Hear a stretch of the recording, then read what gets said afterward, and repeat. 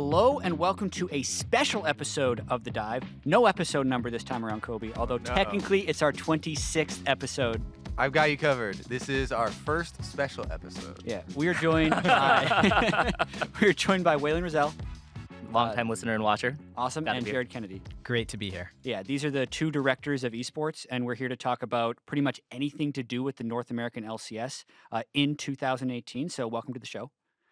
Just so you guys know, we are kind of doing this before the World Play-in knockout stage and right after the group stage. So it's before Kobe and I head off to China, and this episode will end up being released in a couple days because it doesn't want to supplant any type of like play-in hype that we have built. But first off, franchising. It's happening. Is there anything you feel like has been missed in the conversation that you want to talk about right now? Well, we want to just give an update on where we are in the process. As we've mentioned, we're through phase two. We've just recently completed phase two, where we had a chance to sit down with a lot of the applicants to talk through why they think they'd be great for the league. And I think Whalen and I were both really encouraged by what we saw in terms of the quality of the applications, and we're wrapping the process up. I mean, I think we're also encouraged by the fact that one was, 250 pages long? Yeah. So there's a lot of reading done prior to those meetings, but I think that, you know, when it comes, we understand how significant this is of a change in NA LCS, but we're also super encouraged by the fact that, we get the chance to potentially work with a really awesome group of owners and essentially organizations to build the NA LCS. Yeah, this is a super interesting and complex process. So I kind of wanted to start like very simple from, outsiders' perspective. Like people, maybe if they're not super hardcore esports fans and just kind of pay attention to Reddit, it seems like we have a pretty big shift recently because there was this news of like, all the teams are kind of complaining about how hard it is to sustain esports in the North American LCS, and make money basically. And now I'm seeing, it's a whole 180. Now they're willing to pay millions of dollars, and you have all these different applicants you're choosing between, like fighting over to get in and pay more money to stay in the league. What is really the big thing beyond, okay, you're not going to get relegated, that is exciting about franchising and causing the huge switch for teams? Sure. So I'll have a first crack at it, Whalen. Keep me honest here. I think the biggest difference is moving towards franchise. Franchising brings permanence, where both the teams themselves and their business partners, sponsors, et cetera, can invest for a longer period of time. Right now, if you go and you do a sponsorship deal or you go and sign a player, you have to think about the fact that you might get relegated split to split, right? And that's a scary thing. And so the teams were always saying, hey, we can build a better business. We can sort of make investments that are going to help sustain the sport for the long term if we can unlock some of those longer term opportunities. So that's the first piece. Another piece is this idea that in moving to franchising, once we identify who our partners are, we're going to be sharing part of the revenue of the league itself, right? And so while teams in the existing world do get a share of certain revenue, where they get revenue from digital goods sold in the game, for example, they're not getting a direct share of revenue from things like media rights, and that will change under the new model. Yeah. One question that I'd have with that then is like, yes, relegation hurts teams' ability to monetize, and the permanence really helps. But we've done 5 years of the North American LCS, so is this the ideal time to franchise, so to speak, or do you wish you could have done this 1 year ago, 2 years ago, So, et cetera? I mean, I think that certain things happened that were really necessary before we could move to a franchise system. I mean, first and foremost, the most important one is getting the media deal done that we announced at sort of the end of last year, and that is still we're working with now BAMTech to commercialize the NALCS and ensure that there's a strong economic foundation to the sport. Because without that, there's really not much to share. And all this money there wasn't. It's not like we were swimming in piles of cash and we're just sort of laughing all the way to the bank. I mean, this has been an investment that we've made over many years with the thesis that long term, these leagues have value, and these leagues have value to sponsors. These leagues have value to advertisers, and our goal was to establish the value of the NALCS. And now that there's a bit of established value, quite a bit, then we can essentially share that with teams so that when they're trying to plan, 3 years out, 5 years out, it's not just, they don't just know they'll be around, but they know that they have some sort of revenue that they can count on to essentially make investments. So we think that everything from, better facilities for pros, to potentially longer contracts and more lucrative contracts for pros, to better investments in their organization, right? I mean, right now we're used to coach and a couple analysts, but it'll be interesting to understand like how these teams decide to invest in the future in themselves. And Jat, some of the tension you may have observed, I think, was around that decision of when we should pull this lever, right? And we always build for the long term at Riot Games and also within Riot Games Esports. And we wanted to make sure, to Whalen's point, that we had the right pieces in place, that the foundation was strong, so that we went out to market and said, okay, we're ready to take that next step and become a major sport. That we were ready to do that, and that we had the deal, the media deal in place, that the teams were sufficiently sophisticated, that we had organizations that were ready to step up and really join us on this journey for the next several years. And we think that we've got all of those ingredients now. Yeah, and you talk about all the applications that have been kind of swarming in. How much can you talk about that? Because there's been a bunch of ESPN articles saying 100 applications have come in, 4 European teams have applied. Like, our Super NDA, the difference between Stage 1 and Stage 2, how much can you actually share about the teams that'll be in the NA LCS next year? It's a really NDA process, just because you want to respect the applicants themselves, right? Because regardless of how many, only a certain number of teams, and we established, right, in the recent announcement that we're going with 10. So anyone who's applied above and beyond 10, there will be a large number of applicants who won't get in, and respecting the NDA and not talking about who those folks are is actually a really important thing to encourage people to sort of take the plunge and try to apply. So yeah, there are a lot of applications, and we joked about how some of them were really, really long, and the team got a lot of reading done over the past 3 months. No one's eyes bled, but we really but at the same time it's pretty heartening just to see the level of interest and excitement, because we love this league. We watch this league a whole lot. I mean, we're here in LA, so the time zone works out really well. We watch a lot of leagues, but this is like right in our wheelhouse of watching that. So, we want to make sure that whoever gets in and has a permanent spot is really invested in the future and really wants to make this league succeed and make it better. And so like that. You can't do that without a strong applicant pool. Yeah. So one of the interesting things in the release that you guys put out with the mid-flight update that I really honed in on was this mention of Daniel Barrett, this guy that does evaluations for NHL and NBA teams and stuff like that.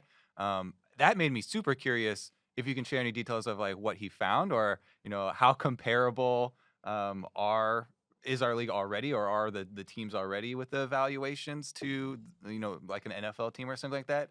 And like how quickly would we see some of the plans enacted? Like, is there going to be Immortals bobbleheads coming out immediately, like next season or something, or like what were the findings really? So in terms of working with our partner, he was great. His team was great in terms of helping us get through the first phase of the application process. And as it mentioned in the note, he's got a lot of sophistication and experience around looking at proposed team organizations, right? So there's something called a cap table or a capitalization table, where you look to see like who owns the team, and trying to understand what the optimal balance is when you're looking at an ownership group, or maybe it's their approach to particular aspects of operations within a league. And because he's seen this in other sports, he was able to say, hey guys, when you're thinking about balancing these various aspects, something that I've seen from MLS is X, which was helpful to us as we parse through a lot of really strong applications. Now, in terms of how fast we hope to move really quickly, right? So one of the things that we're looking to do is to find partners, these owners that are going to come into the league with us, that are like-minded, that share our values and are really ready to pull in the same direction. And so the hope is that we're going to be able to act really quickly as a group to do some things that maybe can activate across multiple teams. But at a minimum, everyone that we've spoken to is ready to kind of plug in. They're making an investment. They want to be aggressive. They want to go out and and attract fans to their team. And so we're excited to see what happens starting next January. Yeah, I know there's a meme about like Riot and soon TM, and we take our time with a lot of things, but it has to be before 2018, man. No, well, we sort of set a deadline for ourselves, right? But like we actually like to move as fast as possible when we can. Like when we set up the NA LCS and the ULCS, it was actually done fairly quickly. It was done in a short stretch between Worlds of 2012 and and the start of the season in January in 2013. So we want to move as fast as possible while understanding that we don't have all the answers. I mean, Mhm. this is a somewhat unique sports league in that most traditional sports leagues have owners and players, Right. and it's like a two-party system. And um, we're actually this is somewhat different, where Riot is not. Usually the league, right, is owned by the owners, and so it's really only two parties. In this case, Mhm. we're a three-party system where we own and operate the league, and we operate the broadcast, and then there's owners who own teams, and there's pros, and with their player association, will have more and more of a voice over time. So we want to understand, like, who can we bring in, who could we have brought in, to help us navigate these somewhat unknown waters. Mhm. And I think Dan Barrett's helped quite a bit just because he's seen so many other leagues make smart choices and dumb choices. And so we'd hope to sort of like piggyback onto that existing knowledge. And I think he's been really helpful. And it's just, we don't want to pretend as though we know everything, because this is very much an unknown thing, but we want to do our best as we navigate it. Yeah, and one thing you guys mentioned in the mid-flight update was 10 teams in the NA LCS being like the right number of Yeah. teams, so to Yeah. speak, because when the LCS started, we were 8, we moved to 10, there was speculation that we would move to 12. But like, it's a global ecosystem, right? You have 10 teams in NA, a bunch of teams in Europe, Korea, China, and all the other emerging regions. Like, we have probably close to 80 pro teams at least in the ecosystem. Like, why exactly 10? If you could expand on that more, instead of even going to 8, if we wanted to make like higher quality games, for instance. Sure. So I think we started the process pretty open to a bunch of different outcomes for this. That's why we initially said it, it could be anywhere between 8 and 12. But the reason that we settled on 10 is, one, we felt that going to 12 at this stage wasn't right for the league, in terms of, we think that with building the academy teams that we're building and really focusing on having farm systems, if you want to call it that, Mhm. for the teams, that 10 was the right to make sure that we had the appropriate number of slots to not overly dilute the competitive level of the NALCS. And then thinking about going to 8, we have really strong applications, and like it would hurt a lot to sort of downscale to that size, because we think we'd leave a lot on the table in terms of value for fans, and because we think that we can really field 10 competitive teams that can be competitive not only within the NALCS and competing for fans, but also on the international stage competing for championships. I mean, that's something we've always talked about, wanting to make sure the league is of high quality, right? That's something we talked about when we made our announcement that we're moving forward with this, is that we wanted to make the league more competitive. And one way to do so, of course, is to have more stacked rosters and to develop more talent and have a higher concentration of talent on those rosters. So, you guys have casted this league for a very long time now, and All of it. Yeah, high five. And so, we think that we want to expand when it's unbelievably obvious to expand, and when we really have talented pros that are essentially knocking on the door, and rather than overexpand too quickly, because we've seen, if we talk about the lessons that other leagues, mistakes that they've made, you have leagues that have expanded too quickly when everything's hype and everyone's excited, and then they realize that they've overexpanded, they've diluted the product, and they've had to contract. And what that does, contraction, let's remember, that actually cuts a lot of pros out of the league. I'm sure they would not be happy about jobs going away. I mean, and that's why, it was cool to have the association. We actually went and talked to them, and we were talking like very candidly about, hey, 8 or 10 or 12, and what do they think about the competitiveness of the league? And they were pretty strongly against the idea, and it makes sense of going to 8. And at the end of the day, we think the league is pretty competitive. It's certainly gotten more competitive over time, but I think our focus is not going to be on expansion, but on making the per player quality go up. Hopefully academy leagues will do that. The academy leagues is actually something I want to talk about as well, that you brought up, because with Challenger League, it's been a long, kind of difficult situation where there are some very outspoken, super hardcore fans that are always like, I want to see every single Challenger game broadcast, right? And I love these players, and these people that are watching like 20, 40 hours a week or something, especially like that. The right? Delta Fox fans. Yeah. But like Challenger games never, aside from Delta Fox games, actually didn't get like a lot of viewers.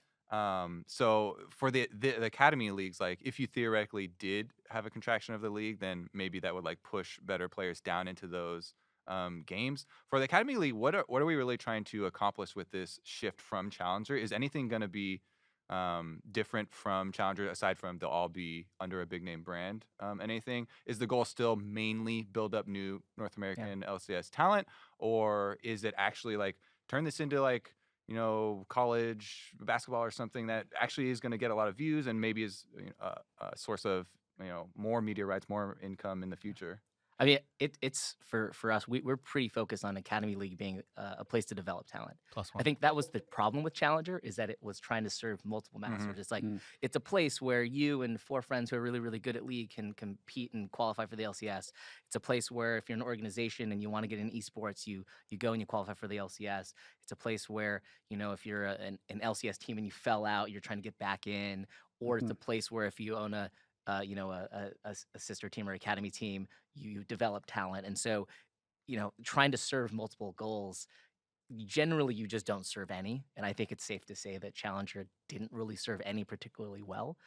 So we want Academy League to be really focused. I actually don't know the name of Academy League, but we're going to call it Academy League for now. We want it to be really focused on let's identify and develop the stars of tomorrow so that, you know, whether or not you watch it, you know, you see them coming, right? Like you see that young star like on their trajectory up into the NA LCS. So immediate concerns people would have would be like, okay, High used the Challenger League basically to farm up a was like $1 million spot or like whatever, Stardew Valley right? Challenger Edition. And then like all the rest of the Challenger leagues had imports.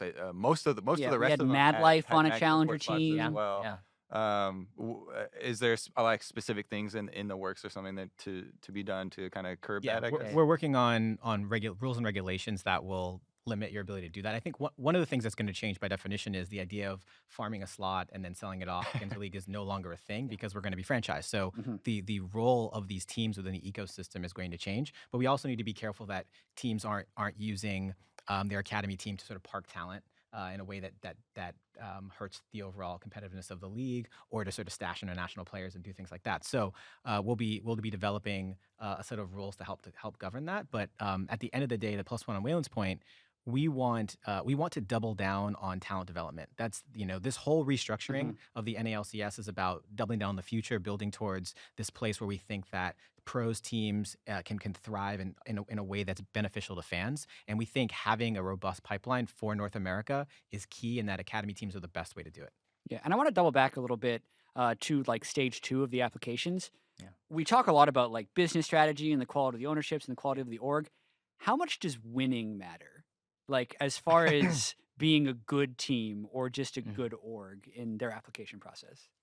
Well, it's funny. Every team wants to win, right? Yeah. And so every team, when they come in and talk about what they're going to do, winning is a part of it, right? We're Like, DSM. yeah, there's no. I mean, this is competitive sports, right? And so that's the win condition, literally, right? Yep. And so so we almost have to set that aside in some respects, because you go through ebbs and flows. Even when you're the best in the world, you can fall on hard times. Has not happened to SKT yet, but it can. We're just waiting for it. It can Don't happen. hold your breath. It can happen, Don't hold your right? breath. And so we look past that, right? It's not saying that like that you know, a winning record is like, if you don't have one, you can't come in. Well, there's a lot of teams that could be quality teams that wouldn't, you know, at any given season, you know, there's only going to be one team that's at the top of the table. But it's how you respond to sort of adversity, how you think about building for the long term, how you look at talent development, how you look about building how you think about building relationships with fans. Because a true test of fandom is when the going gets tough, you don't jump on someone else's bandwagon. You stick with that team, and that goes to the resonance that your brand, that your team, that your players have with the fans. And so how teams thought about that and thought about their approaches to getting there was a key part of it as well. He's just described CLG fans everywhere. I was going to say that was a really interesting question, Jat, because like you're talking about, like there can be one winner, right? And generally the fan bases have been huge TSM, only slightly smaller Cloud9, and then CLG, and then I feel like it drops off a cliff almost. It does. So if there's 10 teams in the league and everybody's franchised, like maybe you take like the bottom 3, like what are the bottom 3 gonna see real benefits very quickly out of this system? It feels like there's still gonna be a lot of work to be done.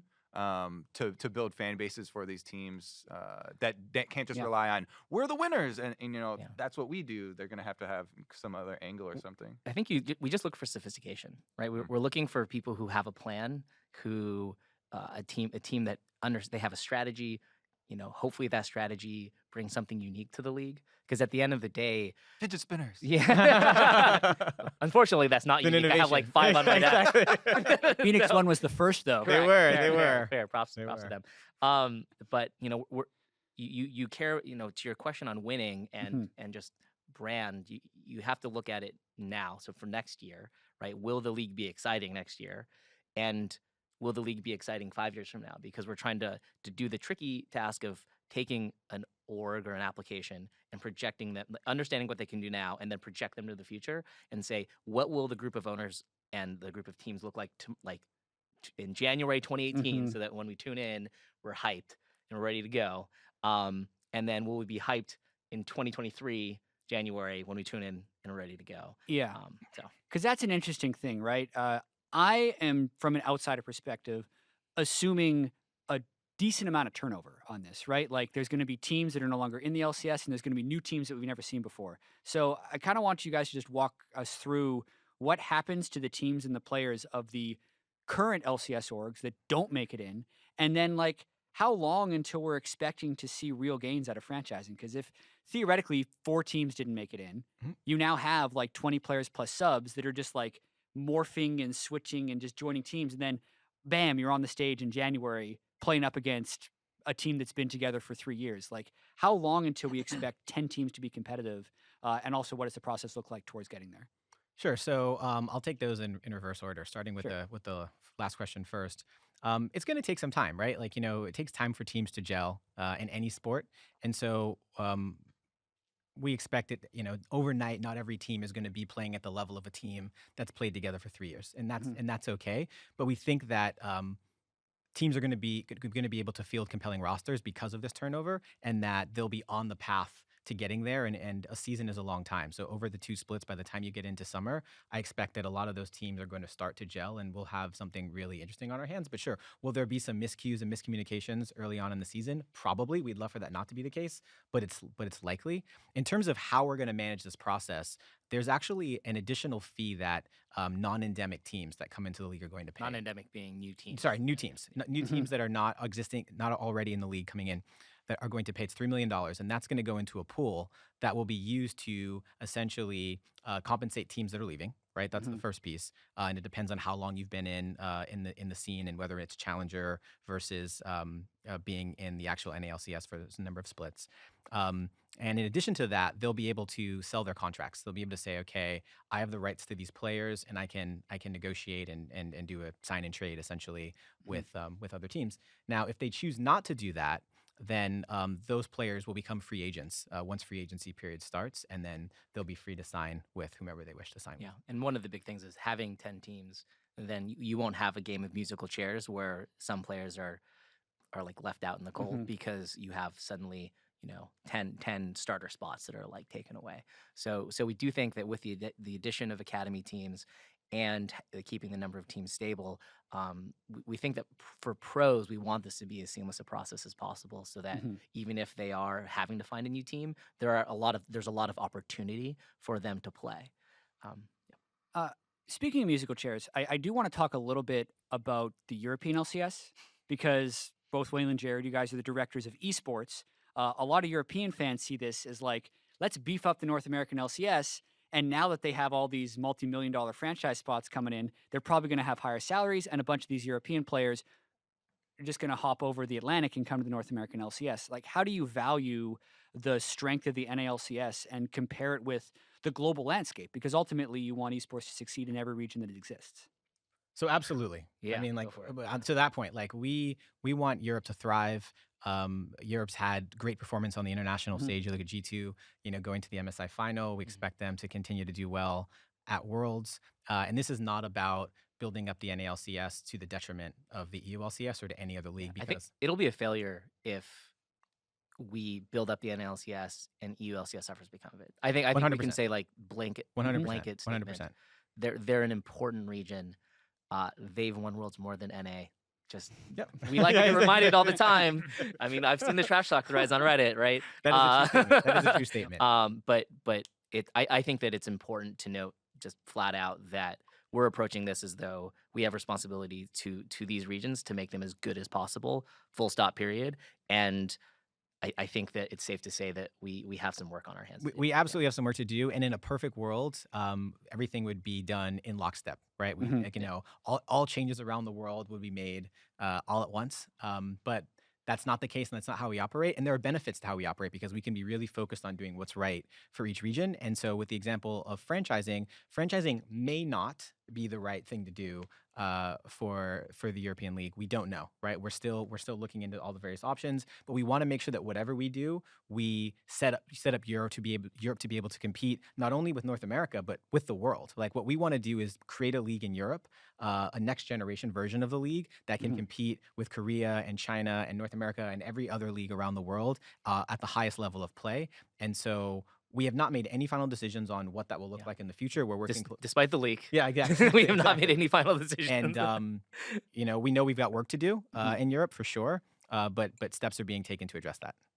Yeah, I was gonna say, did you guys want to talk like address the true and false aspects of the leak, maybe, or just I mean, a lot of people are still consider sometimes like North American and LCS kind of controls European LCS choices. They do have their own independent leadership as well, but you guys kind of oversee both. Yep. Sure. So yes, the European team is independent and is making decisions in the best interest of the fans of that market. And Whalen and I are responsible for helping to coordinate and make sure that overall we're building the sport in the direction that it needs to go. Yeah. I mean, I think that there's just a lot of noise around Europe because, understandably so, people are looking for a plan.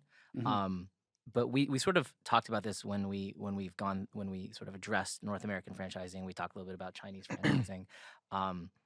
You know, evolving a league, you have to get it right.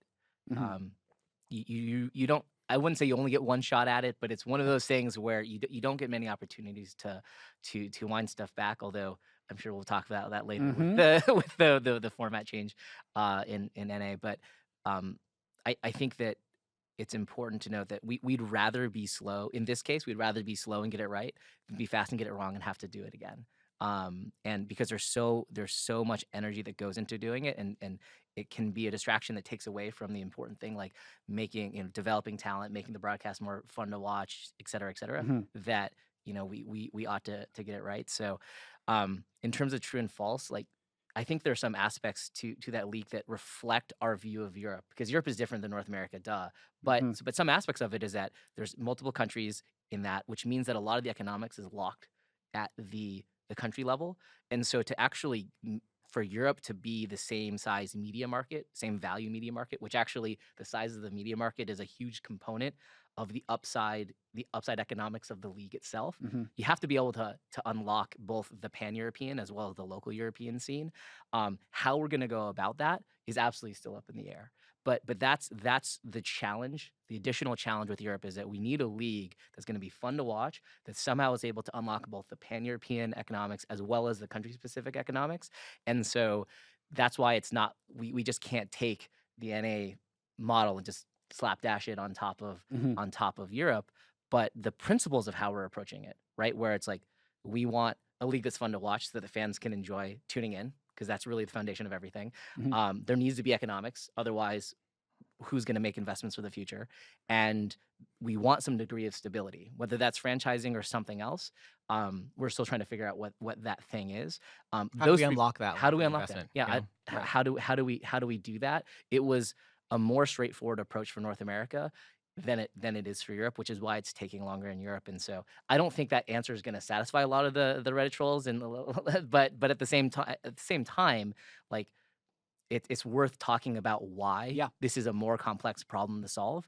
But at the same time, like, we get it, right? Like, we owe it to everyone who's tuned in to ULCS, who wants to tune into ULCS and wants it to be strong, to actually get it right and do it faster than not. So we're working hard behind the scenes. Yeah, and to talk a little bit more about just like the global landscape, China's franchising is much different than NA's Yep. franchising. Yes, They're it is. geolocating. They're going to be traveling for their games. Yeah. NA and China are going to be the only two franchise leagues. Korea isn't even franchised, Yep. even though they have a lot of endemic telecom companies that would be in danger of relegation if they were to fall down. So Yeah. in that way, like the global ecosystem is already very diverse. Yep. Yeah, I think it's what we also want to talk about is not just are we franchised or not. I think very often we get stuck on economics and stuck on stability because Mhm. that's actually a really important thing to the teams involved. But at the end of the day, like we want you guys to want to tune into EULCS, Yeah. right? And so you know that's actually probably the most important thing is can we get something that's compelling to watch? Can we develop more stars? You know, doesn't matter what structure we have, guys, if people don't want to watch. And so that's just as important. And ideally, we want European players who are world class to be able to stay at home and play and win championships, right? To not have to travel and go to other leagues to do Yeah. so. Yeah. I think something that goes hand in hand with the franchising discussion is format. Hold on. You got another question? I wanted one more thing Okay. for format for franchising because for it. I just realized the other concern that people were having especially at the very beginning were like, oh no, relegation is going away. I really enjoyed the drama and teams actually getting kicked out of the league. And there's a couple concerns that go around it, like, are they going to even try hard at the end of the season anymore, especially the teams at the bottom and stuff like that. Now, for one of those, I already, thankfully for you guys, have a proposal to solve the drama aspect Please. because Yeah. with these new organizations, players are still going to be benched or move up to the league, right, from the academy teams. As one of the original players to get benched in all of the legends, I propose a reality show where we go in and we film the drama for the people that wanted the drama of people on losing teams that are going to get benched, and we can have that as a separate issue. But That's it? You're just going to show I'm pitching people my getting show benched? right now. I think Team Liquid has one called Squad. Oh, savage. Woo. Back to the Savage. original question, though, about the getting rid of relegation and kind of the competitiveness of those games. Where are people still going to get, that type of feel? And how are we solving this problem of, Hey, look, that's a great question. And will we miss out on those relegation matches, which are always really exciting because the stakes are so high, and this game could make or break, a team's world? Those are going away, right? But we think that the benefits outweigh the cost of losing those. One of the things that we're going to do is provide economics incentives to teams, which will trickle down to pros for winning. And so it will matter. I mean, in addition to mattering just because you're a professional and you're a competitor and you want to win, which I think is not to be underestimated when you're dedicating your life to something. Like, you don't want to be last. Like, I don't think these guys. I don't think these guys. know players that. don't want to lose, right? Like, even if it's the end of the season and they can't make the playoffs, like, there's pride on the line. Yeah. And so I think that will continue. But there's also going to be economic incentives to ensure that, like, teams have something to play for even as you go down the table. And then, as we mentioned in the announcement earlier, like, if teams really start tanking in a malicious way, that's more like being a bad actor, there'll be repercussions like that could lead over a longer period of time to them being actually forcibly removed from the league. We're pretty confident. You never know, but we're pretty confident that the partners that we're selecting aren't going to fall into that particular camp because they're all passionate, committed, and focused on building for the long term, and they want to build these brands and these teams and these fan bases. But we do have that option if it comes to it. Ready to go to format, Kobe? now I'm ready. All right. Reality show. Team Liquid already had has to get one. that out there. Yeah. We're going back to best of one in the North American LCS, is what the announcement on wind it Friday back. morning is Just run going it to back. say, and probably this video when it comes out.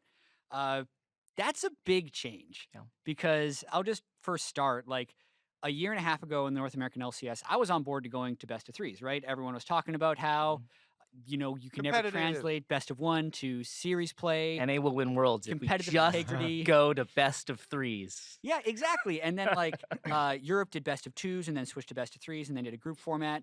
China does best of threes. Korea does best of threes. Like, and then all of a sudden, we're now saying we're going back to best of ones.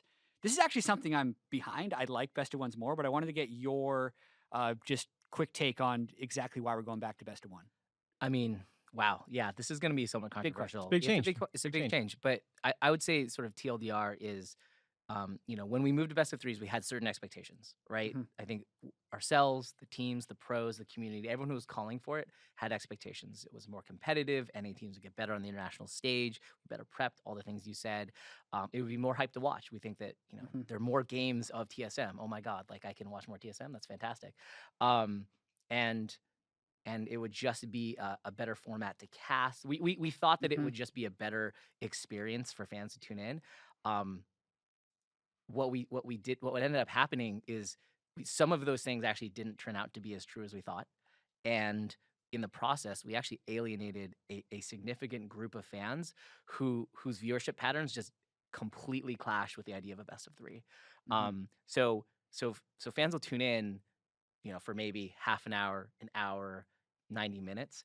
And what we've seen through surveys, and like we've had now three splits of this, right? Mhm. We've seen that they tune in whenever they can tune in, probably like after playing a game, or like they want to wind down for a bit. They have a set number of minutes to watch, and they'll just tune in.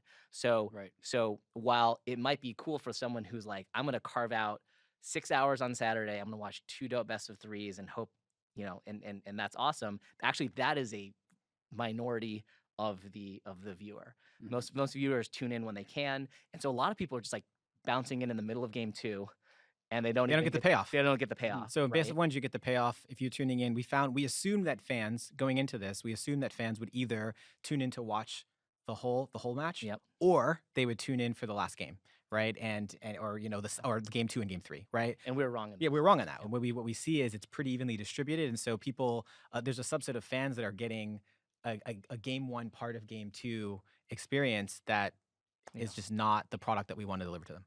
And we talk about how I just was on a soapbox about how important it is to be a fan focused league Mhm. for any league, period, full stop.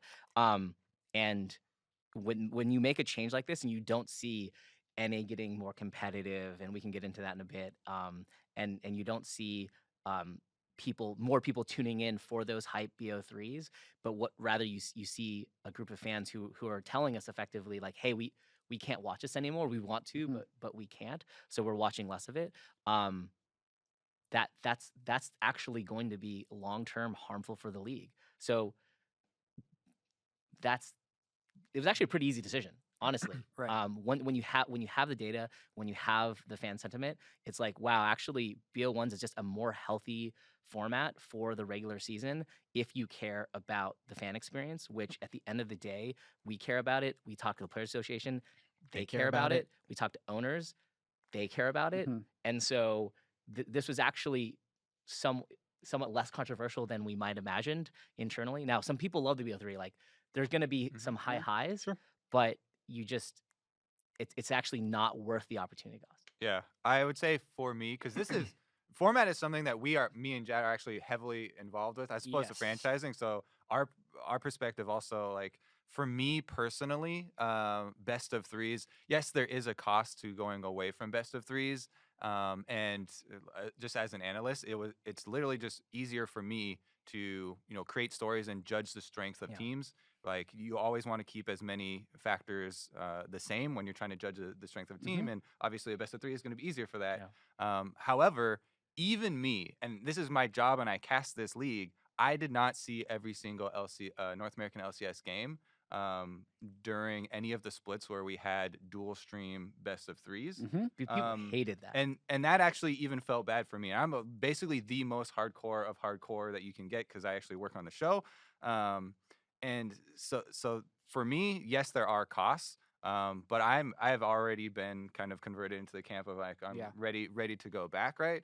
Because of the bonuses. And especially even things as small as just like when I turn into the North American LCS, I don't want to have to think about who's casting which game or which teams are playing in which game or where they are in their best of three. I can, if it's one stream and one just best of ones, then I can literally just turn it on, and you feel that kind of camaraderie with everyone else who's also watching Yeah. the North American LCS. And I think there was a little bit of overlap of like dual stream hurting us and BO3 hurting certainly, us yeah. because I thought, at least in North American format, we were losing out on a lot of storytelling Mm-hmm. opportunities because we'd have 2 streams going at the same time. And if you weren't casting, you'd be like sitting with the audio off trying to track both of them because you were going to have to either go on analyst desk or NA LCS tonight or interview and like be current on that game. Yeah. So you're not hearing what the casters are saying.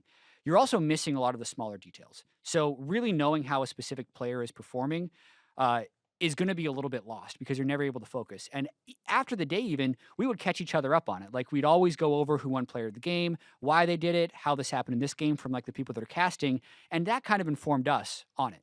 But you can't tell those stories as genuinely because you know with absolute certainty, like we are the most super fan of super fans as North American LCS casters, you know that the viewers aren't going to be able to relate to the things that you're talking about.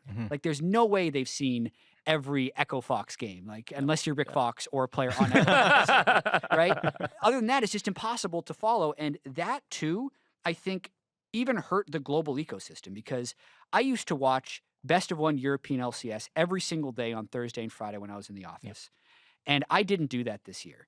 And I don't think that's necessarily the fault of their single stream best of 3 group stage format. I think it's partially the fault of North America playing so many damn games because I was always trying to catch up on that. I had to keep track of Korea because they're the best, and I know I'm going to be catching them at international events. And that's already like 45 hours of league in a day, and I don't have time for Europe and a lot of those things, so I'd only watch the top teams. So I'm happy that we're doing fewer hours with fewer games, even if it comes at the cost of not having as many stats and not knowing as for sure who the best teams are. But I'm just going to have so much more fun watching League.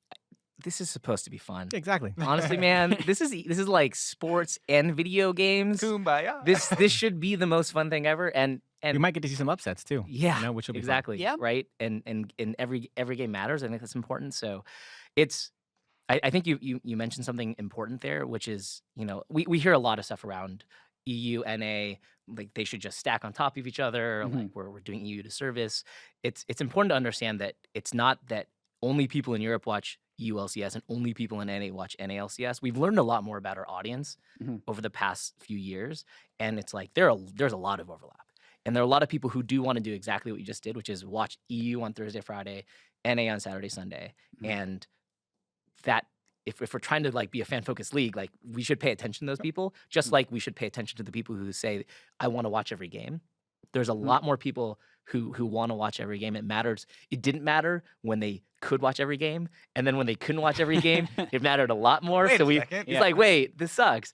And so we've learned a lot from this 3-split like period. And this data, essentially, we're just taking this going, okay, well, look, we had some assumptions. Some of those assumptions were wrong.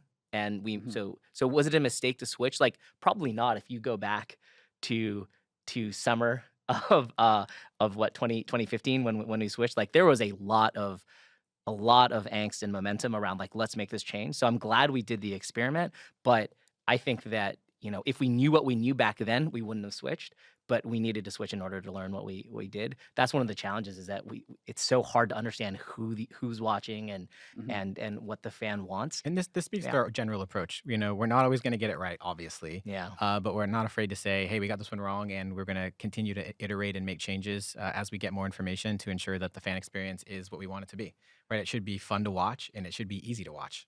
Yeah. Also, not to interject with more data, but like a lot of things we also hear about, like China and Korea, they're on top of each other and it doesn't affect them.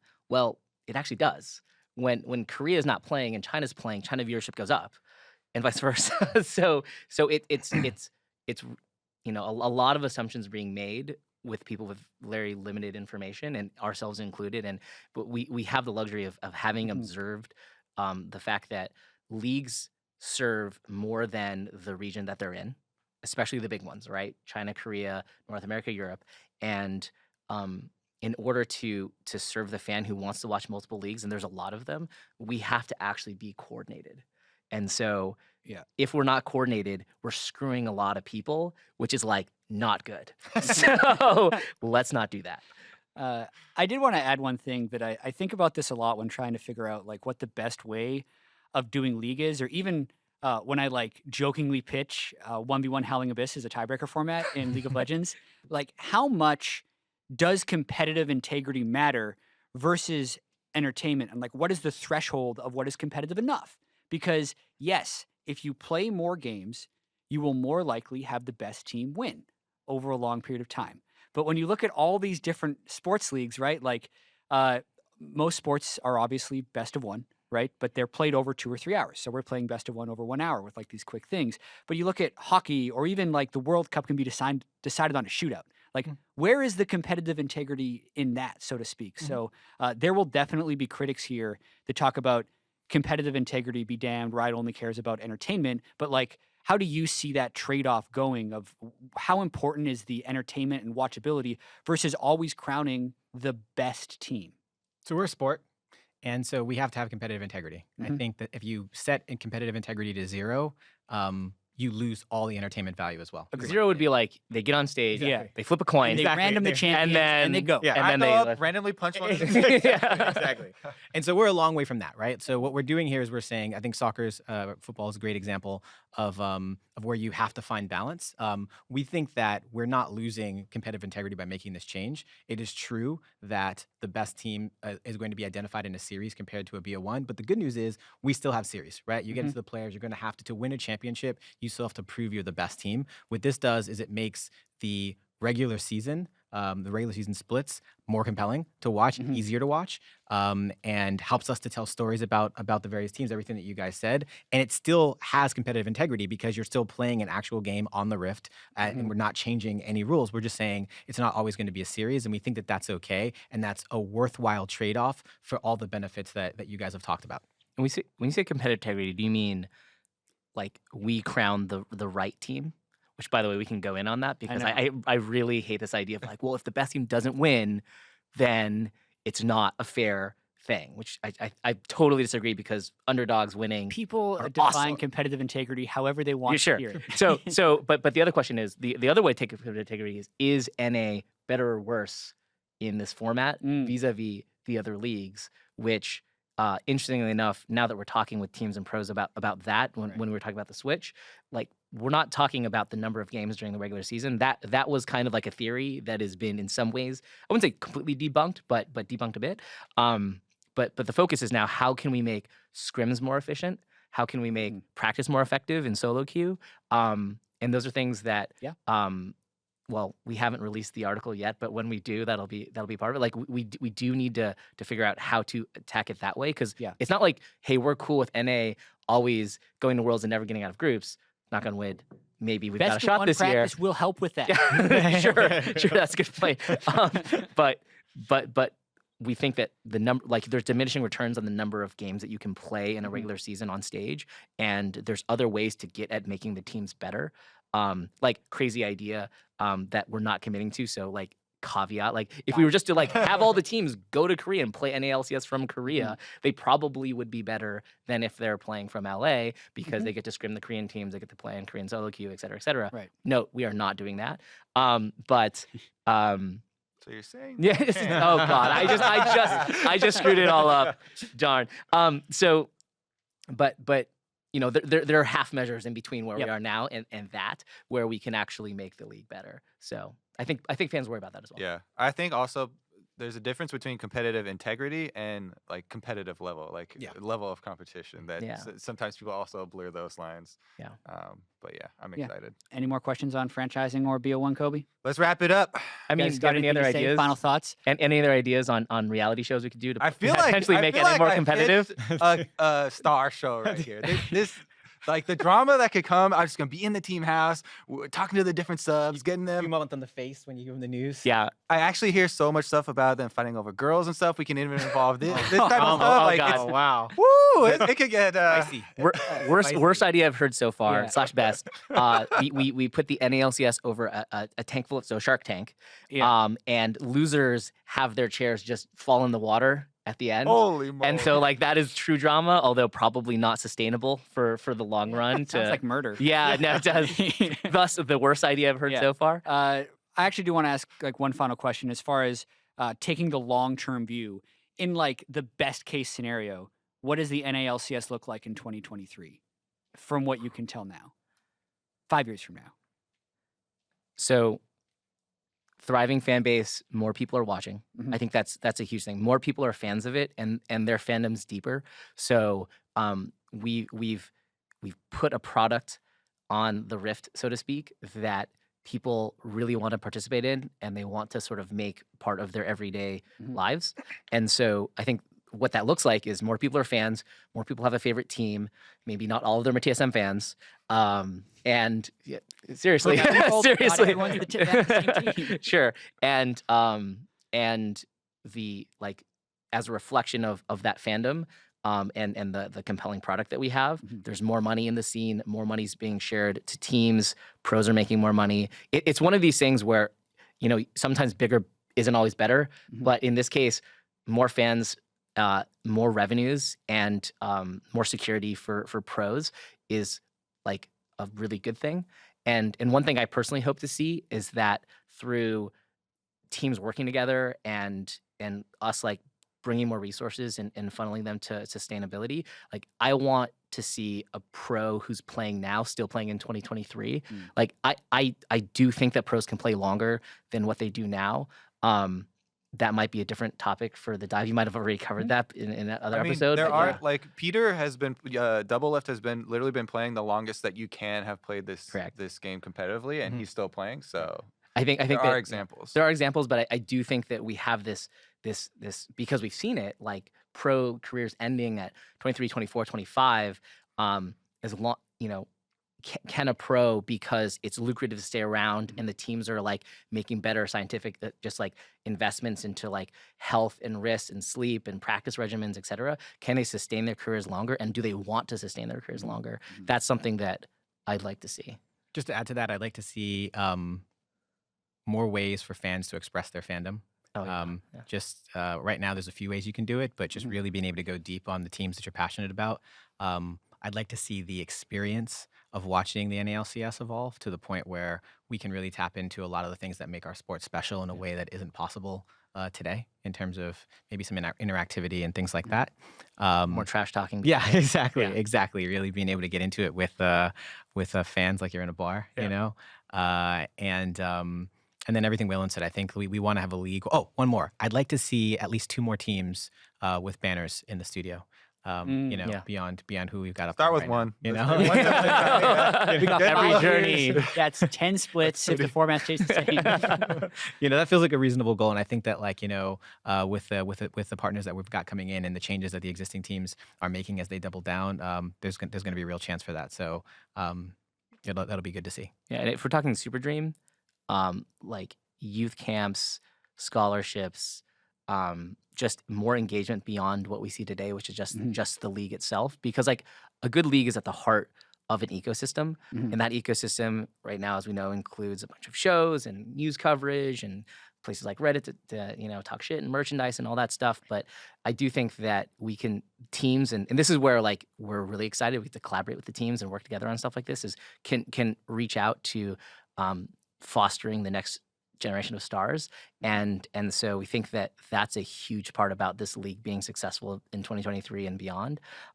So would love to see kind of that, like that 12-year-old or 14-year-old or whatever, like saying I want to become like an esports athlete, star, whatever you want to call them, and then have a way to go do that, and not just be like, well, I better sit and grind solo queue and hope I get noticed.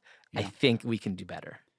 Can I answer too, Jack? Yeah, Kobe, go for it. You looked at me. Blue sky. As soon as he said, "What would you see in the future?" I started imagining how I'm actually going to see the game. Are you going to be in the NA LCS in 2023? I started with, there's going to be, you know, holograms of the, you know, characters down there, like in a main stage or something. But then I decided it'd be better if they were inside mechs and they were still like playing the game from inside their mech, and we actually have a real life field, and you know, like a giant Cho'Gath mech with Haunter inside of it is trying to battle Huni or something like that. I'm going to go with that one. That's what I will see. He's watching a lot of Gundam.